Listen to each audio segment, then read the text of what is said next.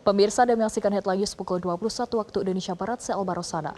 Sejumlah calon dokter yang tergabung dalam Pergerakan Dokter Muda Indonesia atau PDMI mengadukan nasib 1.023 calon dokter dari 38 perguruan tinggi ke Komnas HAM.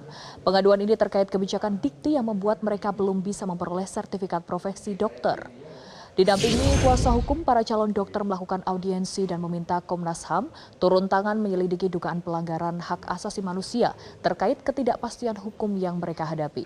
Para calon dokter yang terdampak ini umumnya telah menyelesaikan pendidikan sarjana kedokteran, program koas, serta sebagian besar tahapan uji kompetensi mahasiswa program profesi dokter atau UKMPPD. Namun, penerapan kebijakan yang merujuk pada Permendikti nomor 18 tahun 2018 membuat peserta yang masa pendidikan profesinya melebihi batas tertentu kehilangan akses untuk mengikuti atau menyelesaikan proses uji kompetisi. Kuasa hukum PDMI Dedi Ramanta menilai kondisi ini telah menimbulkan ketidakpastian hukum. Ia berharap Komnas HAM dapat mendalami persoalan ini agar para calon dokter mendapatkan kesempatan untuk menyelesaikan tahapan profesi mereka. Terlebih saat ini kebutuhan tenaga dokter di Indonesia masih sangat tinggi.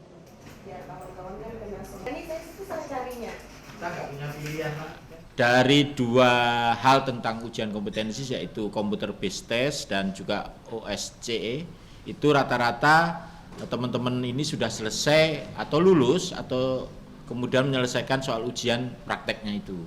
Namun karena ada kebijakan dari Dikti yang kemudian berdampak mereka tidak punya lagi akses untuk mengikuti ujian kompetensi. Tentunya ini kami menganggap perlu meminta pada Komnas HAM untuk menggunakan seluruh kewenangannya menyelidiki persoalan ini, sehingga di tengah kita kekurangan dokter, kawan-kawan calon dokter ini mendapatkan akses untuk mendapatkan kepastian hukum terkait dengan profesi mereka. Saya kira gitu. Jelajahi cara baru mendapatkan informasi. Download Metro TV Extend sekarang.